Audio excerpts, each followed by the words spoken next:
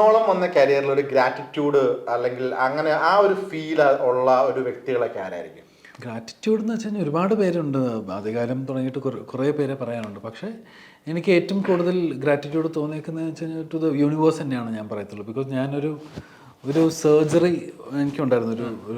ഇപ്പോൾ ഈ അടുത്ത കാലങ്ങളിലാണ് അതിനെപ്പറ്റി സംസാരിച്ചത്. അതുകൊണ്ടാണ് ഞാൻ ഇപ്പോൾ അതിനെപ്പറ്റി സംസാരിക്കാമെന്ന് വിചാരിച്ചത്.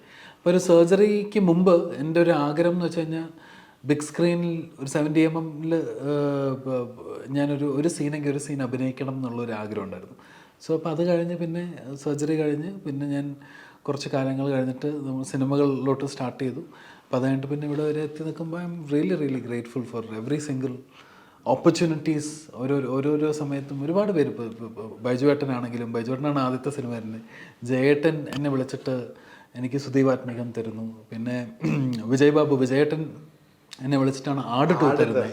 അത് കഴിഞ്ഞിട്ട് പിന്നെ എബ്രഹാമിൻ്റെ സന്ധികൾ ഹനീഫിക്ക കണ്ടിട്ടാണ് എന്നെ വിളിക്കുന്നത്, സോളോ കണ്ടിട്ട്. അപ്പോൾ മമ്മൂക്കയുടെ അടുത്ത് ദുൽഖറാണ് പറയുന്നത് ആൻസൺ നല്ല നടനാണ്, നല്ല പയ്യനാണെന്നൊക്കെയും പറഞ്ഞിട്ട് ലൈക്ക് അങ്ങനെയാണ് മമ്മൂക്ക എനിക്ക് അത് എബ്രഹാമിൻ്റെ സന്തതികൾ വരുന്നത്. എബ്രഹാമിൻ്റെ സന്തതികൾ കഴിഞ്ഞ് അങ്ങനെ ഓരോരോ കാര്യങ്ങളൊക്കെ ആയിട്ട്. സോ ഇറ്റ്സ് എല്ലാ ദിവസവും എല്ലാവരുടെ അടുത്തും I think I M grateful about lot of things. അങ്ങനെ ആവട്ടെ എന്നുള്ള പ്രാർത്ഥനയാണ്. ജസ്റ്റ് ബി പോസിറ്റീവ് അല്ലേ? അപ്പോൾ എല്ലാവരുമായിട്ട് അങ്ങനെ നമുക്കും അങ്ങനെ പോസിറ്റീവായിട്ട് കാര്യങ്ങൾ ചെയ്യാൻ പറ്റട്ടെ എന്നുള്ളൊരു ചിന്തയാണ്. ഈ സർജറി എന്ന് പറയുമ്പോൾ അത് ഏത് പ്രായത്തിലായിരുന്നു? 2011 നടന്നത്. 2011 എൻ്റെ ഫൈനൽ ഇയർ ഒക്കെ ആയിട്ടുള്ള കോളേജ് ടൈമിൽ. ട്യൂമർ? അതെ, ഒരു ബ്രെയിൻ ട്യൂമർ ഉണ്ടെന്ന് പറഞ്ഞാൽ എനിക്ക് ബാക്കിൽ ഒരു 57 സ്റ്റിച്ചൊക്കെ ഉണ്ട്. യെസ് ഇവിടെ തുടങ്ങിയിട്ട് ഇതുവരെ സ്റ്റിച്ചുണ്ട്. അപ്പോൾ അത് നടക്കുന്ന സമയത്താണ് ഇവിടെ അവരിങ്ങനെ മലത്തിയിട്ടിട്ടാണ് ഇങ്ങനെ കട്ട് ചെയ്യുക. സോ അപ്പോൾ അങ്ങനെ ഒരു ചെറിയൊരു ബ്ലിസ്റ്റർ വന്നത് അവിടെ. പിന്നെ ഞാനത് സ്ക്രീൻ ക്രാഫ്റ്റിംഗ് ഒന്നും ചെയ്തില്ല, അത് കിടക്കട്ടെ എന്ന് വിചാരിച്ചു. ഒരു രസമല്ല, എല്ലാ ദിവസവും എനിക്ക് കാണുമ്പോൾ നമുക്കറിയാമല്ലോ ഒരു രണ്ടാം മൂഴമാണ് നമ്മുടെ ജീവിതത്തിൽ എന്നുള്ളൊരു സാധനം അറിയാമല്ലോ. പിന്നെ ഞാനത് അങ്ങനെ കിടക്കട്ടെ എന്ന് വെച്ചു. ഇത് സ്കാർഫേസ്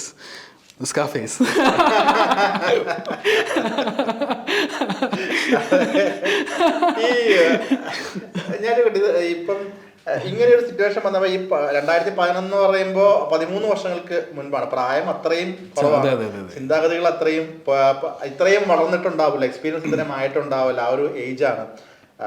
ഇതെങ്ങനെ ഓവർകം ചെയ്യുന്നു, മറികടക്കുന്നു? അല്ലെങ്കിൽ നമ്മൾ ചിലപ്പോൾ ഡിപ്രഷനിലേക്ക് പോയേക്കാം, അല്ലെങ്കിൽ നമ്മൾക്കിത് ആദ്യം നമ്മൾ അക്സെപ്റ്റ് ചെയ്യുന്നില്ല, പിന്നെ അക്സെപ്റ്റ് ചെയ്യുന്നു, പിന്നെ അത് റിയലൈസ് ചെയ്യുന്നു, പിന്നെ അത് ഓവർകം ചെയ്യുന്നു. ഈ സ്റ്റേജസ് ഒക്കെ എങ്ങനെയാണ് കടന്നു പോകുന്നത്? ബേസിക്കലി ഇത് അറിഞ്ഞ സമയത്ത് എനിക്ക് പെട്ടെന്നാണ് അറിയുന്നത്. ഞാനിങ്ങനെ കോളേജിൽ ചെറിയ അടിപിടി പരിപാടികളൊക്കെ ഉള്ള ഒരു വ്യക്തിയായിരുന്നു. അപ്പം അങ്ങനെ ഒരു സംഭവത്തിലാണ് എനിക്ക് ഇവിടെ ഒരു ചെറിയൊരു മുറിപ്പാടുണ്ടായി. അപ്പം അങ്ങനെ അതിൻ്റെ CT സ്കാൻ എടുക്കാൻ പോയപ്പോഴാണ് എനിക്കറിയുന്നത് എനിക്കിങ്ങനെ ഒരു ബ്രെയിൻ ട്യൂമർ ഉണ്ടെന്നുള്ളൊരു കാര്യം. അപ്പോൾ അത് അറിഞ്ഞപ്പോഴും ഞാൻ വിചാരിച്ചതെന്ന് വെച്ച് കഴിഞ്ഞാൽ അറ്റ്ലീസ്റ്റ് എനിക്ക് ഇത് ഇത്രയും കാലം മുമ്പേ നമുക്ക് അറിഞ്ഞല്ലോ, എത്രയോ പേർക്ക് ഇത് അറിയാതെ പോകുന്നു. So I am really happy like എനിക്ക് അങ്ങനെ ഇത്രയും കാലങ്ങൾക്ക് മുമ്പേ, അല്ലെങ്കിൽ ഇത് ഇങ്ങനൊരു സംഭവം ഉണ്ടെന്ന് ഇങ്ങനൊരു കാരണം കൊണ്ടല്ലേ അറിഞ്ഞേ. അപ്പോൾ പിന്നെ മരണം എന്ന് പറയുന്നത് എല്ലാവർക്കും ഒരു ദിവസം സംഭവിക്കാവുന്ന ഒരു കാര്യമാണ്. So it's inevitable. സോ അപ്പോൾ അതിന് അങ്ങനെ പേടിയൊന്നുമില്ല. ഒരു ദിവസം ജനിച്ച് എന്തായാലും മരിക്കണമല്ലോ.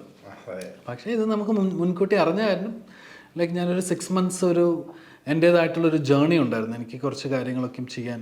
അപ്പോൾ ഞാൻ ഡോക്ടറിൻ്റെ അടുത്ത് ചോദിച്ചു ഇത് എത്രയും പെട്ടെന്നാണ് ചെയ്യേണ്ടതെന്ന് ചോദിച്ചു. അപ്പോൾ ഡോക്ടർ പറഞ്ഞു അങ്ങനെ പെട്ടെന്ന് ചെയ്യേണ്ട ആവശ്യമില്ല, ഒരു 6 monthsനകത്ത് ചെയ്താൽ മതി എന്ന് പറഞ്ഞു. ബിക്കോസ് നമ്മളൊരു 2 MRI എടുത്ത് നോക്കണം ഇതിനകത്ത് ഗ്രോത്ത് ഉണ്ടോ ഇല്ലേ എന്നറിയാൻ. അപ്പോൾ അങ്ങനെ എടുത്ത് നോക്കുന്ന സമയത്ത് അങ്ങനെ വലിയ ഗ്രോത്ത് ട്രാൻസിഷൻസ് അറിയില്ല. ബിക്കോസ് ഇതിന് മുമ്പൊരു ഹിസ്റ്ററി നമുക്കില്ലല്ലോ. ഇതിന് മുമ്പ് നമ്മളൊരു MRIയോ CT സ്കാനൊന്നും നമ്മൾ ബ്രെയിനിന് എടുത്തിട്ടില്ല. ആദ്യമായിട്ടാണ് ഇത് അറിയുന്നത്. ഇപ്പോൾ എത്ര വർഷം കൊണ്ട് ഉണ്ടായത്, 10-20 വർഷം കൊണ്ട് ഉണ്ടായതാണോ അല്ലെങ്കിൽ 1 വർഷം കൊണ്ട് ഉണ്ടായതാണോ ഒന്നും നമുക്കറിയത്തില്ലോ. അപ്പം എനിക്ക് തോന്നുന്നു ഒരു 2 weeksനകത്ത് നമ്മളൊരു MRI എടുത്ത് നോക്കി കഴിഞ്ഞപ്പോൾ അധികം വലുതാവലോ അങ്ങനത്തെ പരിപാടികളൊന്നുമില്ല. അപ്പോൾ പുള്ളിക്കാരൻ പറഞ്ഞു 6 monthsനകത്ത് ചെയ്താൽ മതിയെന്ന്. അപ്പോൾ ആ 6 monthsനകത്ത് ഞാൻ കുറച്ച് കാര്യങ്ങളൊക്കെയും ജീവിതത്തിൽ കുറച്ച് ആഗ്രഹങ്ങളൊക്കെ ഉണ്ടായിരുന്നു. അപ്പം അങ്ങനെ കുറച്ച് കാര്യങ്ങളൊക്കെയും ചെയ്യാൻ ചെയ്തു. അതിനകത്ത് ഒരാഗ്രഹം ശ്രീ പൃഥ്വിരാജിൻ്റെ കല്യാണത്തിന് എല്ലാ സിനിമാ നടന്മാരെയും കാണണമെന്നുള്ളൊരു ആഗ്രഹം ഉണ്ടായിരുന്നു. അപ്പോൾ എൻ്റെ ഒരു ഫ്രണ്ട് ലക്ഷ്മൺ എന്ന് പറഞ്ഞൊരു ഫ്രണ്ടുണ്ട്. അപ്പോൾ അവൻ്റെ റിലേറ്റീവാണ്. അപ്പോൾ അങ്ങനെ മല്ലികാനിയുണ്ട്, മല്ലികാനിയുടെ ബ്രദറുണ്ട് ഡോക്ടർ പിള്ളയങ്കിൾ. സോ പിള്ളയങ്കിളിനെ കണ്ട് ഇൻവിറ്റേഷൻ വാങ്ങിച്ച് അങ്ങനെയാണ് ശ്രീ പൃഥ്വിരാജിൻ്റെ കല്യാണത്തിന് പോയി. അവിടെ വെച്ച് എല്ലാ നടന്മാരെയും കണ്ട് May 1 പുള്ളിയുടെ റിസപ്ഷൻ. അത് കഴിഞ്ഞിട്ട് എൻ്റെ surgery was on May 9th. May 9 ആയിരുന്നു എൻ്റെ സർജറി. അങ്ങനെ ആഗ്രഹം സാധിച്ചു, എല്ലാരും കാണാന്നുള്ളത്.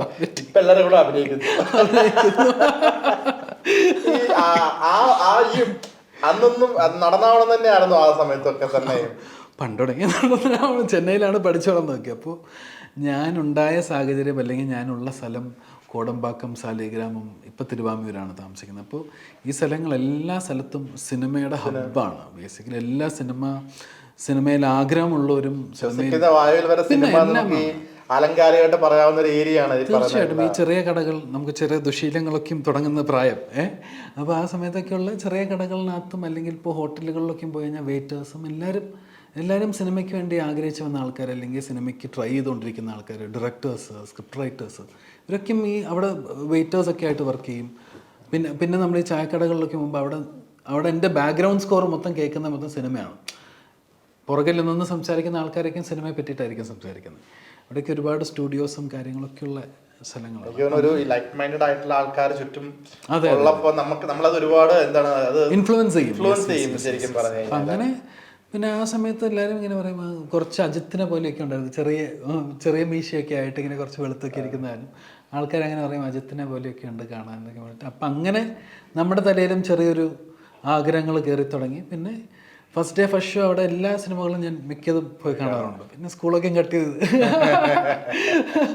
അവിടെ പിന്നെ ആഘോഷമാണല്ലോ. ഫസ്റ്റ് ഡേ ഫസ്റ്റ് ഷോ എന്ന് പറഞ്ഞു കഴിഞ്ഞാൽ ഗംഭീര ആഘോഷമാണ്. അതൊരു ഫെസ്റ്റിവൽ പോലെയാണ്. നമുക്ക് ഓരോ സിനിമ ഇറങ്ങുമ്പോഴും അതൊരു ഫെസ്റ്റിവൽ തന്നെ. കോളേജ് ചെറിയ അടിപൊളിയും കാര്യങ്ങളൊക്കെ ഉണ്ടായിട്ടാണ് CT സ്കാൻ എടുക്കാൻ പോയത്. അതെ എനിക്ക് അടിച്ച പയ്യനോട് നന്ദി പറഞ്ഞു. അടിച്ച പയ്യൻ ആരാന്ന് പോലും അറിയത്തില്ല. നമ്മൾ കുറെ അന്വേഷിച്ചു, അവനെ കുറെ അന്വേഷിച്ചു. അവൻ ആ ഏരിയ വിട്ടുപോയി. അതെ, അപ്പോൾ നമ്മൾ അവനെ കുറെ അന്വേഷിച്ചിട്ടുണ്ടായിരുന്നു. ബിക്കോസ് അവൻ ഇരുട്ടത്താണ് ഇട്ടടിച്ചത്. അപ്പോൾ അതുകൊണ്ട് അവനെ നമ്മളൊന്ന് സ്കെച്ച് ചെയ്തിട്ടുണ്ടായിരുന്നു. പക്ഷേ പിന്നീട് ഞാൻ ഈ CT സ്കാനും പരിപാടിയൊക്കെ കഴിഞ്ഞ് കഴിഞ്ഞപ്പോൾ ഞാൻ എല്ലാവരുടെ അടുത്തും പറഞ്ഞു, അവൻ ആക്ച്വലി സ്കെച്ച് ചെയ്യേണ്ട ദയവായിട്ട് എവിടുന്നോ. അതെ. അപ്പോൾ പിന്നെ അവനങ്ങനെ വിട്ടു. അത് അങ്ങനെ ആ ഒരു കടം അങ്ങനെ വിട്ടിരിക്കുവാണ്. പിന്നെ മുഖം പോലും ഓർമ്മയില്ല എന്നുള്ളതാണ് സത്യം പറഞ്ഞ. പിന്നെ തീർച്ചയായിട്ടും അതെ എത്രയോ പേര്, എത്രയോ ആൾക്കാർ എന്ന് വെച്ചാൽ ഡോക്ടറിൻ്റെ അടുത്ത് ആദ്യം കണ്ടപ്പോൾ പറഞ്ഞതെന്ന് വെച്ചാൽ ഇത് പെട്ടെന്ന് അറിയാതെ പോരുന്നത് എനിക്ക് C3 C4 ഈ ഒരു ട്യൂമറുള്ളത്. അപ്പോൾ ഇത് അവിടെ ഒരുപാട് നെർവ്സും കാര്യങ്ങളൊക്കെ ഉണ്ട്. അപ്പോൾ അത് വലുതായി കഴിഞ്ഞാൽ ചിലപ്പോൾ പെട്ടെന്ന് അങ്ങ് ഡിസ്ലൊക്കേറ്റ് ആയിട്ട് നമ്മൾ പാരലൈസ്ഡ് ആയി പോകും. സോ ട്യൂമർ വലുതാവുന്നതും വേറൊരു കാര്യം, സ്പ്രെഡ് ആവുന്നതൊക്കെ വേറെ കാര്യം. പക്ഷേ ഈ സാധനം വലുതാകുമ്പോൾ ബേസിക്കലി ആ C3 C4 ലിങ്ക് അങ്ങ് പൊട്ടിക്കഴിഞ്ഞാൽ ദെൻ പാരലൈസ് ആയി പോകും. അപ്പോൾ അങ്ങനെ ഒരു സാധനമൊക്കെ നമുക്ക് ഒരു കോടിയിൽ ഒരാൾക്കൊക്കെ അറിയാൻ പറ്റത്തുള്ളൂ. അപ്പം അങ്ങനെ അതിനകത്തൊരു ആളായിട്ട് എനിക്ക് കിട്ടിയത് ഭയങ്കര ഒരു വലിയൊരു ദൈവത്തിൻ്റെ ഒരു കൃപ തന്നെയല്ലേ. So really really grateful. Anson Paul എന്ന വ്യക്തി, ആൻസൺ പോൾ എന്ന നടനെ എങ്ങനെ പ്ലേസ് ചെയ്യാനാണ് ആഗ്രഹിക്കുന്നത്? വില്ലനായിട്ടാണോ, നായകനായിട്ടാണോ, സഹനടനായിട്ടാണോ, എവിടെയായിരിക്കും പ്ലേസ് ചെയ്യപ്പെടുക? ഞാൻ ചെയ്യുന്ന കഥാപാത്രം ഇപ്പോൾ വില്ലനാണെങ്കിലും നായകനാണെങ്കിലും സഹനടനാണെങ്കിലും അതിനകത്ത് എപ്പോഴും ഞാൻ തന്നെ ആയിരിക്കും നായകൻ. തീർച്ചയായിട്ടും നമ്മുടെ എല്ലാവരുടെ കഥകളിനകത്ത് നമ്മൾ വേണ്ടേ, നമ്മളായിരിക്കണമല്ലോ സെൻട്രൽ ക്യാരക്ടറും, നമ്മളായിരിക്കണം നായകൻ, നമ്മളെ റിവോൾവ് ചെയ്യുന്നതാണല്ലോ ബാക്കിയെല്ലാം. അപ്പം അങ്ങനെ ചിന്തിക്കുന്ന ഒരു വ്യക്തിയാണ്. പിന്നെ ഏതാണെങ്കിലും ഓക്കെയാണ്.